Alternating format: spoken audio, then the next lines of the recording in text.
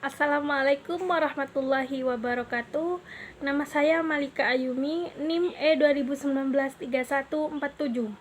Di sini saya akan menanggapi dari video Bapak dosen Abdul Wadud Nafis, yaitu tentang konsep dasar ekonomi Islam. Konsep dasar ekonomi Islam memiliki dua aliran konsep ekonomi. Yang pertama kapitalis, yang kedua sosialis. Definisi ekonomi Islam. Pengertian ilmu ekonomi adalah sebuah cabang ilmu yang membahas dan mempelajari tentang perilaku manusia dalam memenuhi kebutuhannya dan memuaskannya.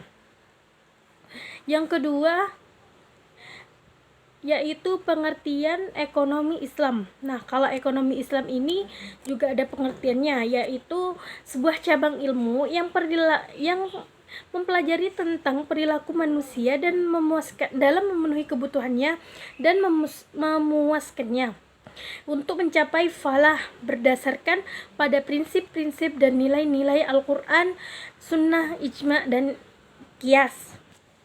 Di sini juga ada perbedaan tentang Islam, kapitalis, dan sosialis. Yang pertama, Islam bersumber dari Al-Quran, As-Sunnah, ijtihad para ulama. Yang kapitalis bersumber dari pemikiran, pengalaman manusia. Yang sosialis bersumber dari pengalaman pemikiran manusia. 2. Kompetisi dikontrol syariat Islam. Kompetisi usaha bebas dan melahirkan monopoli. Nah, kapitalis ini bisa melahirkan monopoli. Yang sosialis tidak terjadi mekanisme pasar dan tidak ada saingannya. Yang ketiga, pengakuan kepemilikan individu dan umum hizbi. Yang kapitalis, pengakuan kepemilikan individu secara bebas. Lah, di sini kepemilikan individunya secara bebas. Dan sosialis tidak mengakui kepemilikan individu, semua alat produksi. Yang keempat, kesejahteraan bersifat jasmani, rohani, dan akal.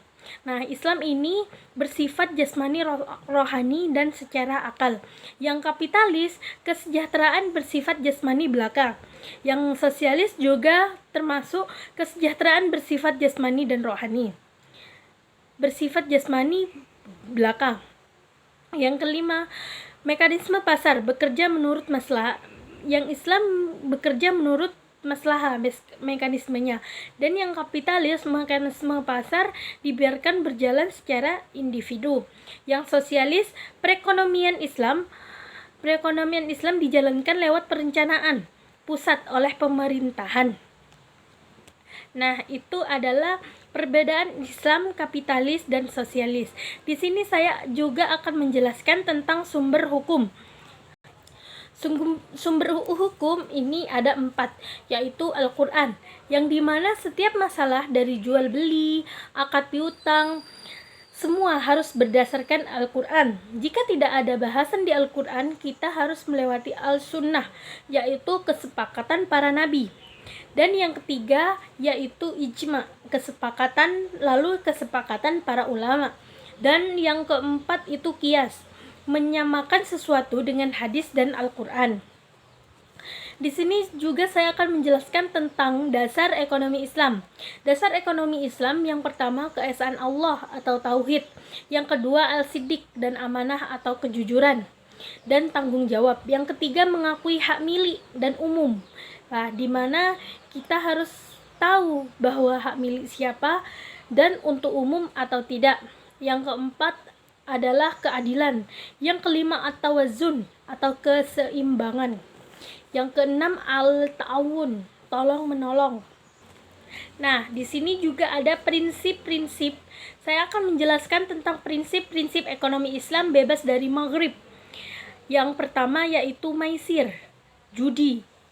Kita dilarang oleh prinsip ekonomi Islam yaitu berbelit tentang judi transaksi mengandung jual beli. Yang kedua yaitu goror, yang dimana goror itu adalah tipuan. Yang ketiga yaitu riba, penetapan bunga. Jadi kita tidak boleh menetapkan bunga. Karakteristik ilmu ekonomi Islam. Ekonomi Islam terikat dengan akidah, syariah, dan akhlak. Yang kedua, harta kepunyaan Allah dan manusia sebagai khalifah.